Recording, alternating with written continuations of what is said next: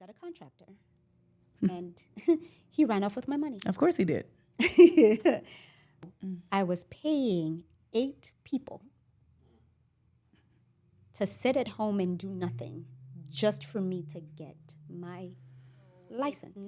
You can't learn anything when you succeed, but you've learned so much when you fail. Hi, everybody. Welcome to I Swear I'm an Introvert, the podcast where we celebrate and amplify the voices of Black women in business. Here we dive deep into the real stories from childhood dreams to entrepreneurial success while tackling the conversations we don't often... Yeah, no, I'll be talking to my producer. That was B in the background. We dive deep into the real stories from childhood dreams to entrepreneurial success while tackling the conversations we don't have often enough about mental health, resilience, and representation. Our mission is to empower women, inspire little brown girls, and show the world that our stories matter, our voices are powerful, and our success is limitless. I am your host, Lindsey T. Evans, your Savvy SheEO. This podcast is being recorded in our recording studio at Liberty Point Consulting and Liberty Point Realty in Orland Park, Illinois.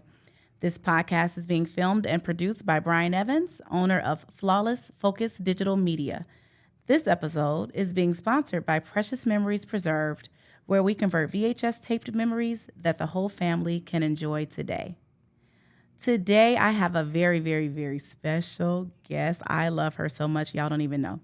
This is Doyin Ajilore. Did I get it right? Yes. Okay, I always said it's her. She owns Dreamers Academy and Dreamers Academy 2. These are amazing, affluent, top-tiered daycares in the city of Chicago and outside of. Let's give a round of applause to Miss Doyin.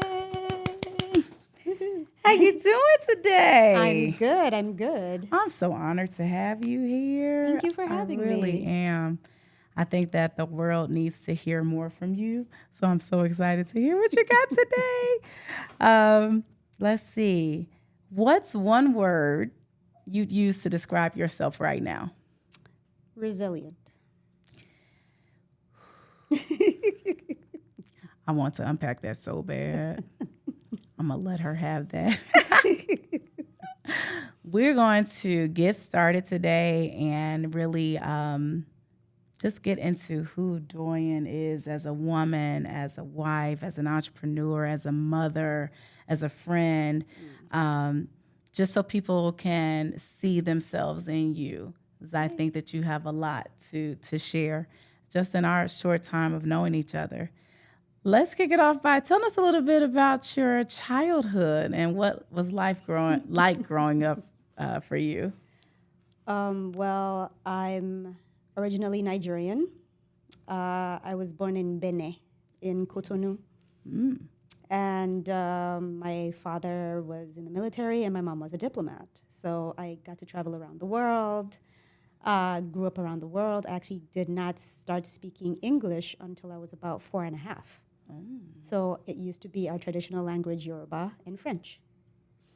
And Igbo, which is one of the local Beninois languages. Went to high school in England, Nigeria. Went to college in England, the States, and Nigeria. Gosh. I loved teaching. I taught at the local schools in Nigeria. And ended up learning to assemble and program satellite dishes when it first came out with a company called Netcom. And then my dad owns a farm he inherited from my grandfather, so I went into that. So I learned how to fertilize fishes, incubate eggs, grow day-old chicks into layers and broilers.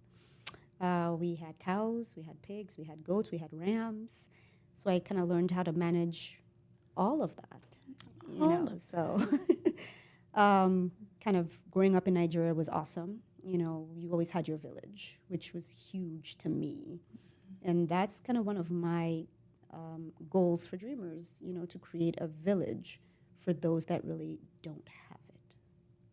That's amazing. I think that's what we've lost a lot of, because the saying is it takes a village, but, when laws changed and people changed and, you can't say this to this child, you can't say this to this person. And I think that's the power that we kind of gave up when we decided to have all of these rules and limitations. Yes. Now we're kind of like on our own islands. Yep. Everybody is siloed now. Yeah. Oh, I love that. I love that. Go ahead.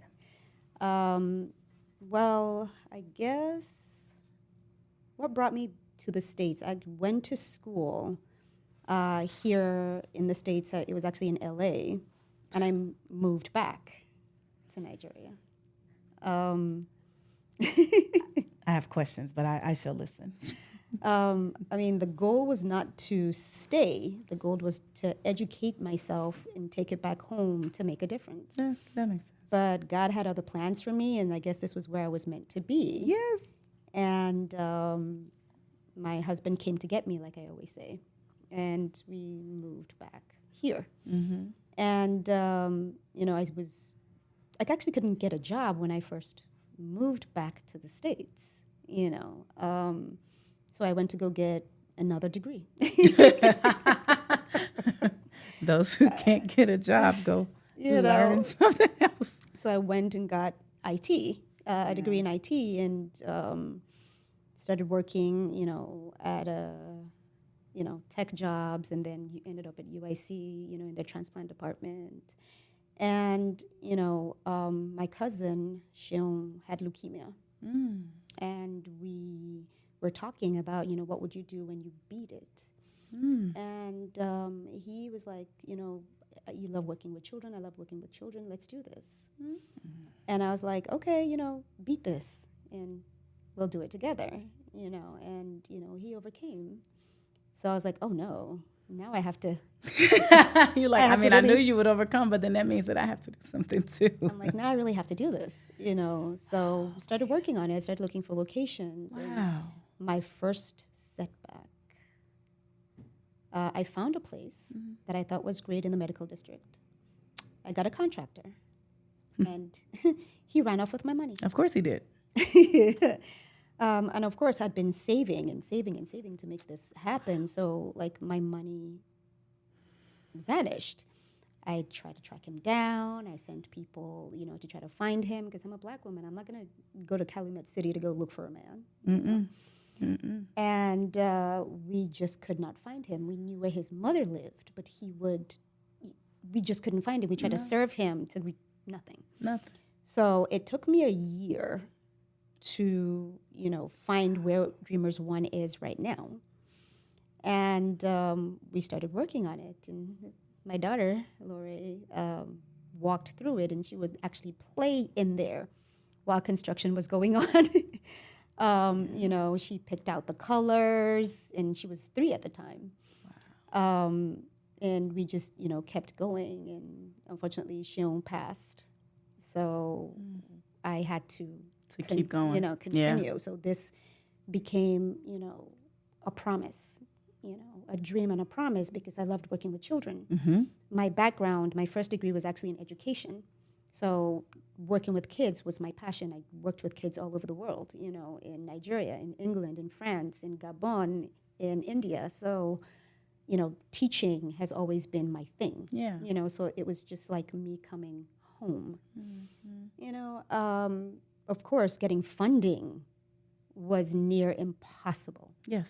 Because I had just started rebuilding my credit. Yep. Banks would not take a chance on me. Nope. Institutions that claimed that they helped women or helped minorities, and I will not mention names. But you know who you are. Did not even attempt to give me any leeway. Mm-hmm.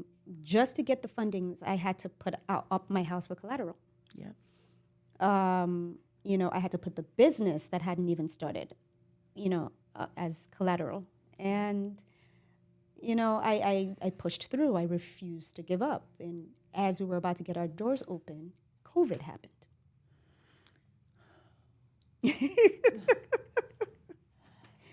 As if you didn't fight enough, accomplish enough, overcome enough.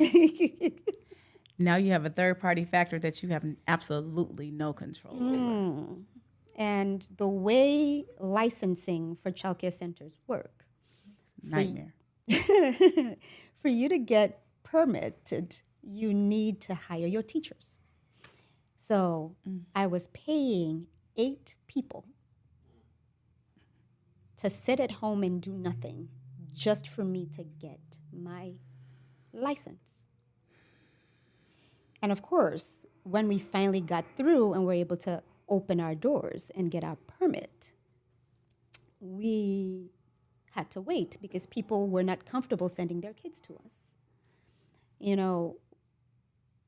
We had to start selling things back home to get money To stay afloat here.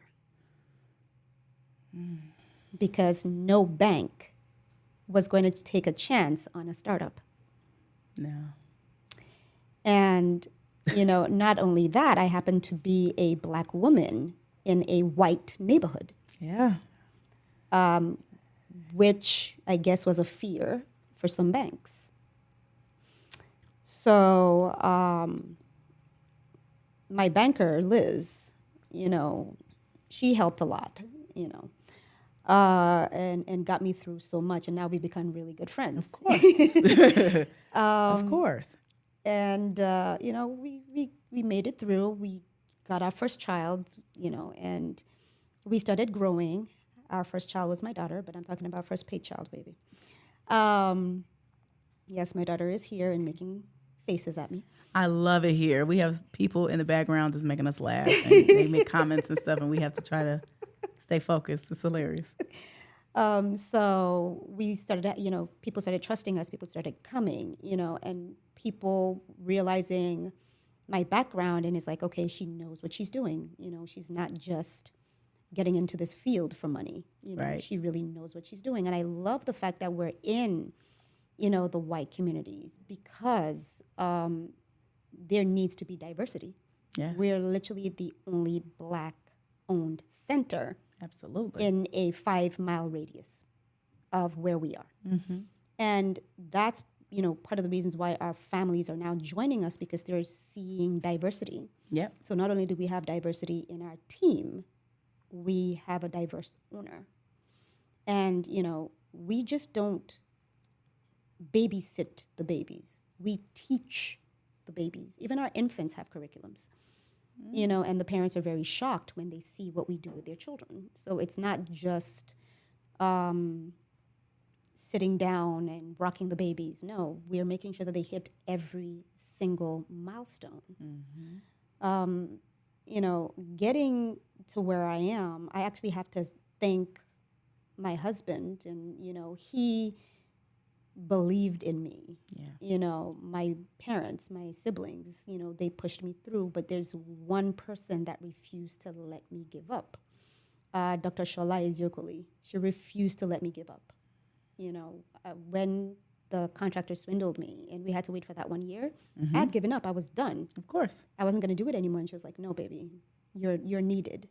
You're needed. You need to do this. Let's do it together. Let's start sourcing for funds. Let's start writing grants. And she pushed me and pushed me and pushed me. And I'm so grateful for her. And, because of that, I now have a solid standard, And it was actually one of my dreamers' parents. I was like, we need you in the suburbs because people are moving to the suburbs. It's needed there. And, yes, there's, minorities there, but there are no minority-owned child care centers there, so we need you. Mm-hmm. So, of course, up and went, found a location, got so many interests, Right. Oh, my goodness, finally somebody's coming to this space because the space was available for 10 years. Nobody would buy it. Yep. And, we can't wait, and then we get there, and then crickets. Mm-hmm. So now we are pushing through. And of course, I that's why I said, the one word, resilient. I'm not one to give up. Right. I will do everything I possibly can to make sure Dreamers is a success. That's right. And I'm not doing it just for me. I'm doing it for my team because they need to grow. They need to become leaders themselves. The hope is they branch out and go do their own center while taking the mission and the ethics to their next, goal. Yeah. Or if their goal is, I want to stay at Dreamers, you cannot come to Dreamers and not be educated. Right. I will push you. And that's something that we do. We educate our teachers. And Dreamers sometimes pay for like a CDA, or I need money for, tuition. We will pay for it. We need more women in this field. And we need people, period. Because we're losing so many. Yeah. We are a small mom and pop. We have those huge conglomerates. Yeah, the chains. Like you will never meet who owns them. Never. Never. But they're able to pay their teachers, $30, $40, $50 an hour. We cannot do that. Sometimes. True. Yeah. True. But we cannot do that. We're a small mom and pop. We're not trying to milk our families and tell them bring $4,000 a month. That's somebody's everything. That's So the goal is to make it affordable. I mean, we've had people, from Action for Children come to, request care, and we have them. We putting together scholarship programs so that, we can afford to have them there and not, be in the red. the red, exactly. Yeah. And we're now doing merch. Which is amazing. The designs are amazing. Shout out to this cup here that I have to get. Don't worry, I'll get you one. Just saying. Oh no, it's really good. Trust me. So the goal of that is part of our Dreamers Doing Good initiative. We give back to the community. We do a percentage of our profit. Once we're in a good place with Dreamers 2, we'll start going to leukemia research. We sponsor soccer leagues. Right. We do Out of Darkness, which is a suicide prevention. We raise funds for that. March of Dimes, cancer walks and things like that. So we fundraise a lot. We do toy drive, coat drives. This December, when I go back home, my dad's turning 85, so we're going home. Amazing. The goal is to raise funds for backpacks and shoes, clothes, and take back home and give it to the shelters. Yeah. So no, it's that's not necessary. So it's as much as yes, we need to make money. It's not a money-making venture. It's a passion project. It's interesting when I talk to people who are very successful. A lot of them have the same foundation. They give. And the more you give, the more you receive. Yes. And it's special because we don't give to get. We get to give. It's funny. My church says that for offering, which is hilarious. It's like we don't give to get. We get to give. But it's true. And so, and then you see it, flourishing, in your business and your staff, because being a business owner, it's difficult to get employees that are on the same wavelength, that share the same values, that you can actually count on to carry your vision and your dream throughout, their tasks and forward. But as I'm listening to you, I'm like, that's absolutely the key. Yeah. When you give, everything does end up coming back to you. If people were to, they want to, donate to the mission of Dreamers, is there a way that people can actually give now, like just any stranger off the street, to be able to get money, to be able to help towards, getting the backpacks and everything for Nigeria and everything? Yes, most people, we kind of want you to get something For it. Yeah, exactly. Okay. So, I mean, if you go on the Dreamers website, you'll see our co-op page. Okay. And our merch is on there. And So, is it Dreamers Academy DreamersAcademyHome.com. DreamersAcademyHome.com. So that's great. So if they go on to DreamersAcademyHome.com, they click on the co-op page, they'll be able to purchase, items, and then those proceeds go towards that. Yes. And then if people want to just write you a check, they can just write it to Dreamers Academy. Yes. And you all will send the funds where they're supposed to go. Yes. See, that's amazing. And I'm excited about I'm excited about the whole thing, but I'm excited that not only do you make a difference in the lives of your children, your students, you make a difference in the lives of your employees. Mm-hmm. You make a difference in the lives of your community, your home. I loved you for a reason. It's funny you should say that, because you said children, my children. They really are my children. They are. They really are my children, and the parents know they're my babies. And when my daughter was like, "Can I have a sibling?" I'm like, "Honey, you've got 52. You've got pick one." Yeah. She comes to the center. She cares for them, and she treats them like they're her siblings. Yeah. Like truly, like they are my babies. Mm-hmm. So they're very important to me. My team, oh my goodness, they are my nearest and dearest to my heart. And they're spoiled. Y'all hear that? They are spoiled. I mean, they know that all they have to do is just ask, and, I will make it work for them. Life is hard as it is. Mm-hmm. I don't need to be a difficult boss. I don't need to be a micromanager. I trust you. Yeah. And that's important to me, and trust is huge. Once, you show me that you care for my babies, we're good. We're good. Trust is earned. Mm-hmm. Right? We're good. We're good.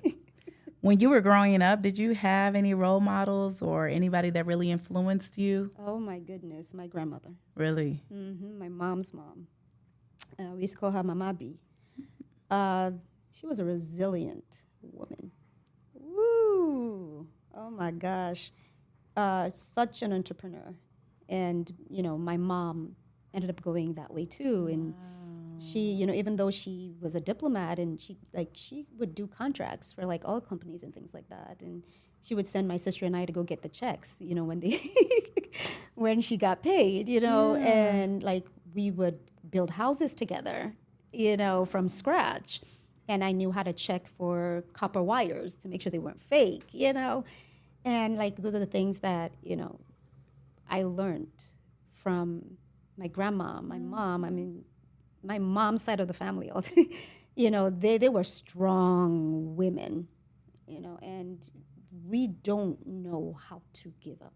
We really push, and failure is a lesson for us.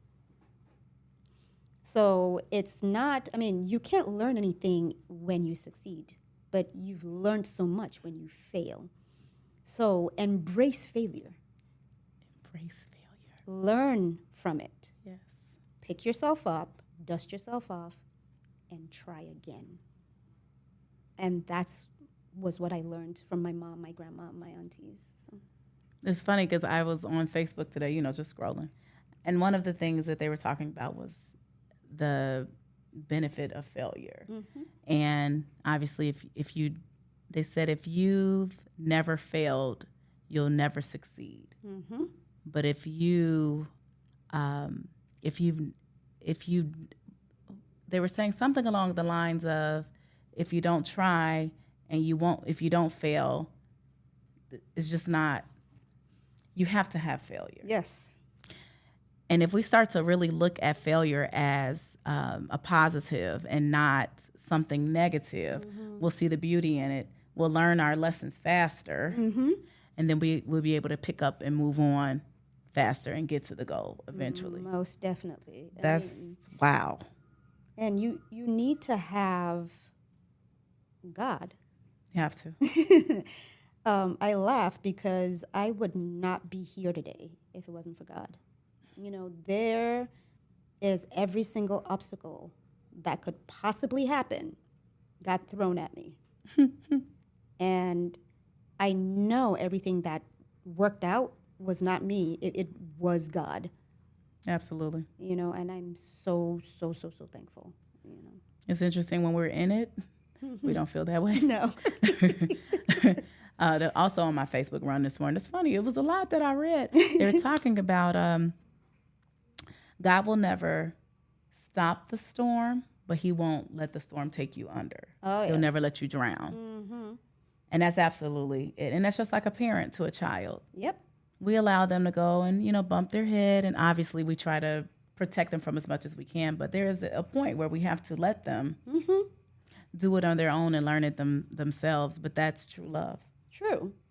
And the thing about human beings, people, is we give up way too easily. We do. I mean, I remember seeing something where it was a seed, and you could see the seed growing under the soil. And the person was watering and watering and watering, and they was like, you know what? I'm done. I don't see anything. Nothing is happening. And they left, and they stopped watering it. And, the next person came. I was like, oh, I see a little something. And they start, toiling and taking care of it and started to grow. It's you just have to push through. You can't give up. You really, really can't. I mean, don't get me wrong. There's some things that you should stop. If it's not going certain ways, and I'm not saying spend 10 years trying to do one thing. Don't be stupid. I've heard Doyin say this, which is hilarious. It's like, don't be stupid. I got that from my dad. But, put in the work, weigh the pros and cons. And if you genuinely see that it doesn't work, let it go. And that is fine. It is not failure. You've learned something that you can now impart onto somebody else. Don't make the same mistakes I did. It didn't work for me, but it may work for you. These are the things that I got wrong. These are the things that I got right. Here you go. Here you go. So it's life. Life is full of lessons, and we've all encountered it. It's important for us to share with our community, with ourselves, have the right counsel. Yes. Have your tribe. Know your tribe. Because we have so many naysayers as women. Yes. Don't we? Oh. And we're our own worst enemy, unfortunately. Yes, unfortunately. So have your tribe that is speaking the right words, in your ears. And that's key. And just listen to your story. It's clear that when you have your tribe, you have your support system, that is what gets you through the times where you do have to pivot, like starting a business and then COVID hitting. Pivoting is what we as business owners have to encounter all the time, especially when there are things that are outside of our control that happen. Yep. But we still are responsible for employees and their households, our households, obviously, and then other things that come with owning a business. I would say, all the time to make sure that you're building the right people around you. Yeah. And you'll see in your journey, I'm sure you have stories where you've had people that seem to be trustworthy and then they prove not to be so much. What signs could people look out for to avoid staying in those situations too long? Because they will come, right? They will. Those people will come. They will. I did a lot of weeding. Did it hurt? Yes. For me, signs were, it's not working. Stop. You've tried, go do something else. Go get a job. Oh, why don't you get a job while you're waiting? it wasn't the, okay, what can I do for you to help? It's, why don't you just stop? Like, I mean, I know you want to do it. This is your little project. I was waiting on that one. When they say you're little. Mm-hmm. Oh, your little school. Mm-hmm. Your little project. And, it didn't work out. Just, go get a job. Like, why are you putting yourself in debt? Oh, my God, all I see is debt. But there is good debt. That's an investment. This is an investment. Most people don't realize it. There is good debt and there is bad debt. For me, this was good debt. This was good debt. So, yeah, I had to do a lot of weeding. So beware of the naysayers. Mm-hmm. Beware of the supporters that reverse their encouragement. Like the, oh, I thought you could do it, but it's okay since you can't. Something better will come along. What did you do to help? What connections did you have that you could have given to me? Mm-hmm. Mm-hmm. I mean, helping doesn't necessarily have to be funds. No. Helping can be prayers. Yep. Helping can be, I know this person. Maybe this person can help. Mm-hmm. Helping can be, okay, I know you're tired today, honey. I brought, a pot of food for you and your family. Absolutely. It's really just being present. And listening. You don't have to advise, just being there to listen. And that is so important. I swear. So you and I both know that entrepreneurship can be very overwhelming. Oh. How has mental health played a role in your journey? Oh, I have broken down many times. Yeah. Many times. And unfortunately for me, it took a very negative toll. Because while it was happening was when I found out that I had Sjogren's. Sjogren's? Mm-hmm. Sjogren's syndrome. What is Sjogren's? So the best way to just describe it is it's arthritis. I think that's just the best way to describe it. So it's painful. Very. Yeah. So it's literally whenever, we use our joints. Mm-hmm.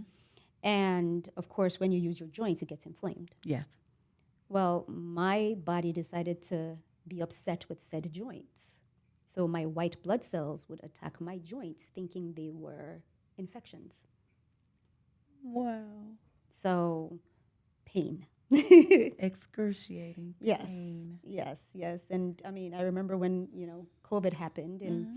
the medication that I was on, hydroxychloroquine, was said to be the cure for COVID. So the price of my medication went up. But I still had to take it. That you still had to take it. But now, I manage it because, the side effects was not the best. Mm-mm. So I self-manage. I, take natural remedies. And, that's, when I go home, I go local. Mm-hmm. I bring them back and I use them here. And they've helped. Mm-hmm. I have good days. I have bad days. Yeah. They help.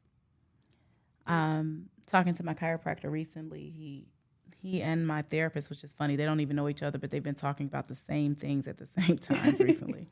And talking about how mental health and your physical health, they do work hand in hand, mm-hmm. and how important it is to not just take care of one and leave out the other, mm-hmm. that we absolutely need to take care of both. Oh, yeah. And so for your mental health to help bring on this onset of your physical, mm-hmm. it's insane, but I get it because it's mind, body, and soul. Yep. That they work together to create us as beings. Oh yes, and part of mental health was changing my mindset. Mm-hmm. So before it's like something happens. Oh my god! What am I going to do? Okay, how am I going to solve it? And I start to panic. Yeah. I forget to eat. Oh yeah. I'll feed everybody else. But then I'll forget to eat because when I'm done cooking in the kitchen and I've served everybody else, I'm back on my computer click, click, click, click, click, click, click, click, click, trying to find funds, you know. And now it's, God, I've done my best. Let your will be done. If it's for you, it'll work. If it's not your will, it won't work. And let that be that. And that's how I take it now. And I'll add one thing to that. Either way, you'll be okay. Oh, yes. Whether it works, whether it doesn't work in the way that we want it to work, which ends up working out for us anyway. Exactly. Like, I mean, I was telling you. I was telling a friend of mine, she was like, oh my God, what are you going to do with Dreamers 2? You're not getting any kids. I said, okay.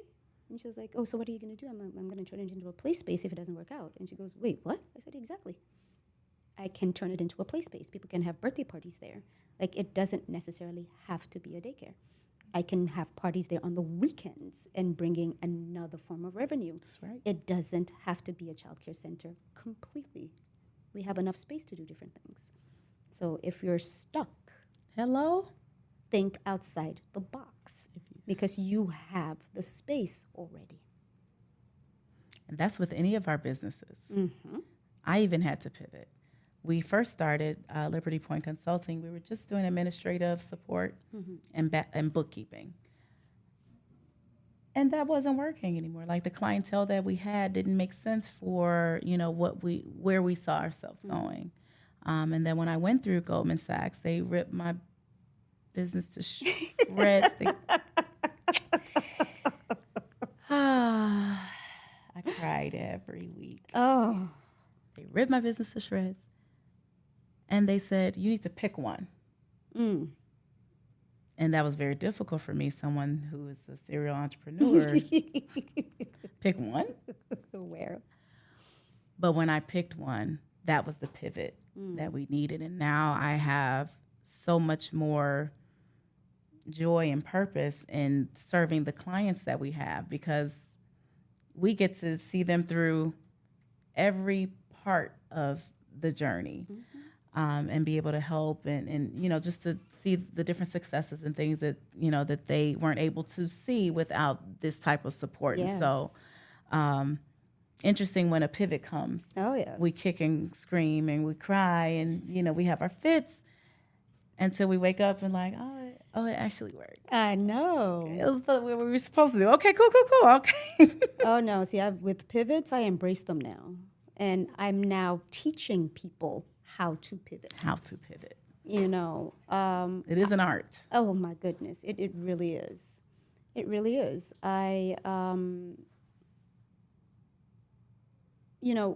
Nothing ever really works the way you want it to.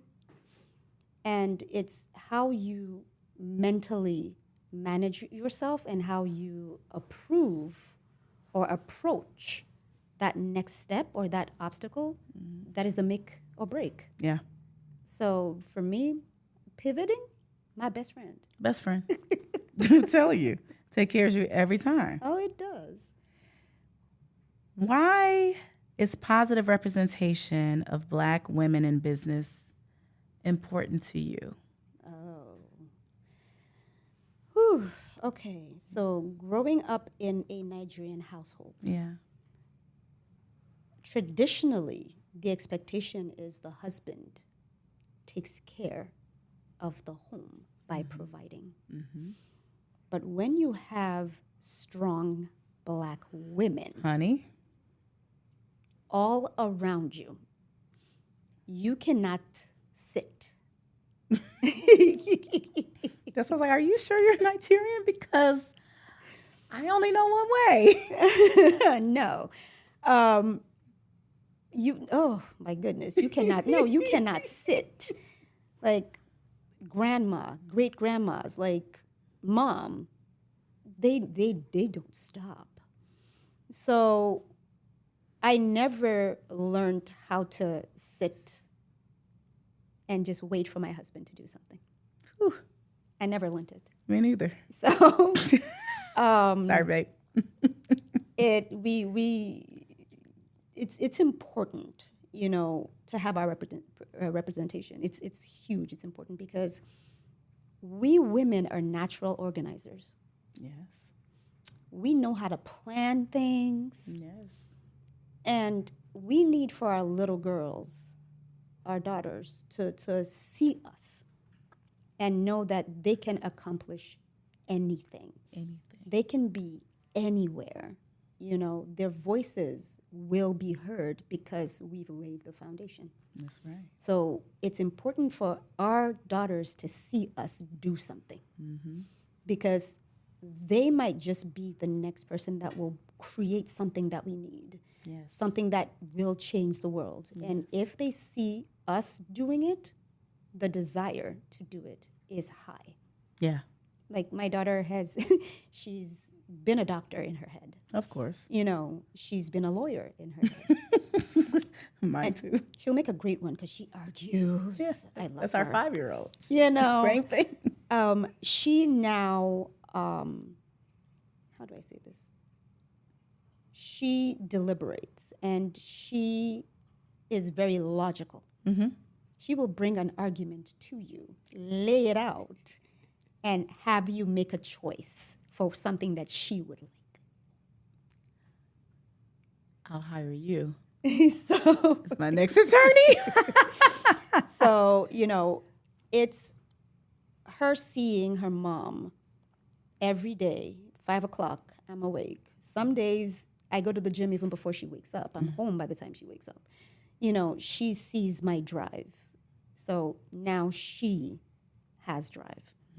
So please put your girls around people that are driven. Start to create that tribe around your daughters. Give them the resources they need to be able to make something out of themselves. Yes, our husbands, our brothers, our fathers are amazing, and they can be great providers. Absolutely.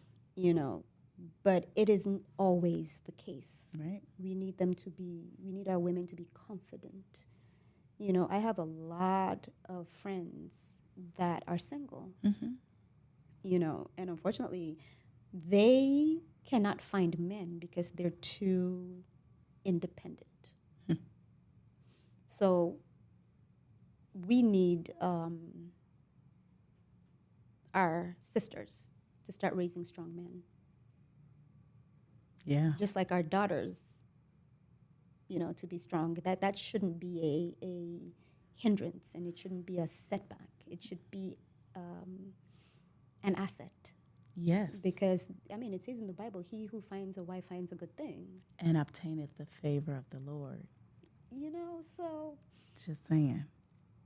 We need to do better.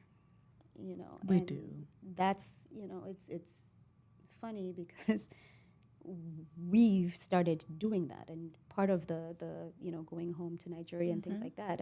It's not just with taking toys, and Lore is going to play Santa. That's right. And she's going to wrap them up and hand them out. She is starting to learn to give back. Yeah. So it's not just being strong, and it's not just receiving. They need to learn to give wholeheartedly and expect nothing back as well. Expect nothing back. That's I have so much to say and I can't. Ooh.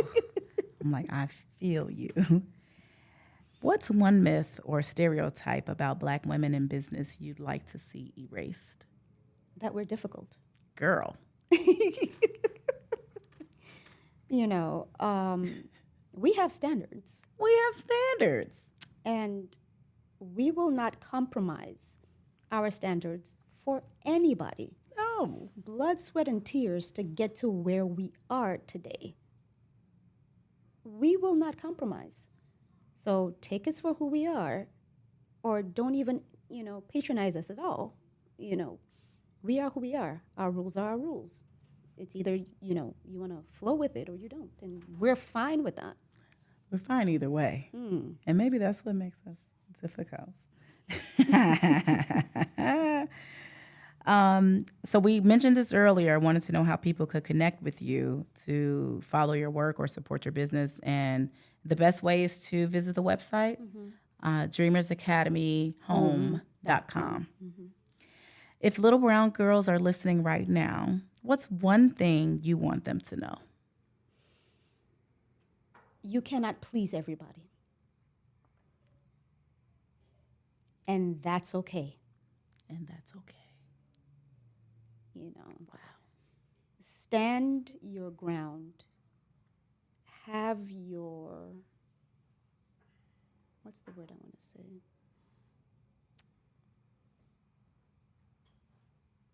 Have your values in place. Once you know who you are, don't settle for less. That's really good. And one of the reasons I mention this all the time about why the name, I swear I'm an introvert. Mm-hmm.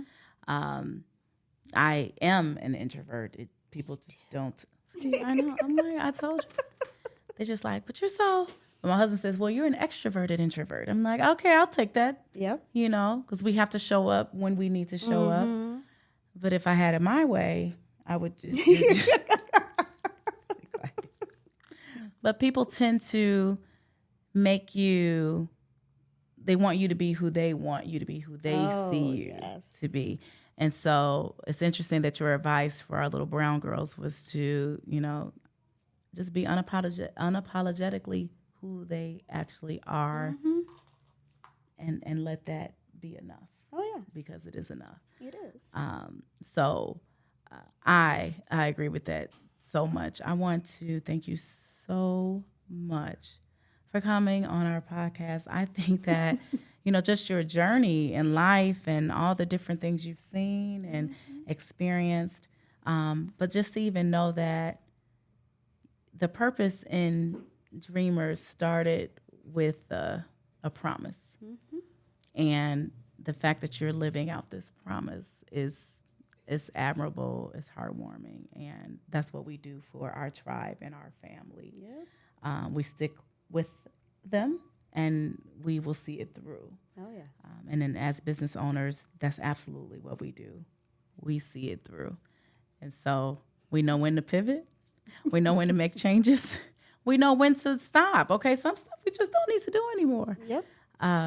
But to have that wise counsel, to have the right support system are keys that will help get us to where we're supposed to be. So I wish nothing but the best for Dreamers Academy 2, and everything else that you do or will get your hands in. When you go back home, I just pray that the children and the families are blessed by not just the stuff that you all are bringing, but the heart in which you're giving it to them. Because there comes a day where we're going to need somebody for something. Yep. And to be that answer, to be that voice, to be that hug for them is life-changing. So. Oh, yeah. I mean, the goal is not just stuff, you know. Right. Well, my sister and I, and she actually started it before I did. Mm-hmm. She gives scholarships to young girls back home. Yeah. So that's now going to be a Dreamers Doing Good thing. So it's, you know, not only are we giving, but it's kind of like a, you know, fact-finding mission to find said young girls that need the funding for a good education, because they're smart. They just don't have the resources. So we want to become said resources for them. To help them get to the next. Yep. Yeah, that's good. I applaud you. I applaud your family. So great getting to know you more today.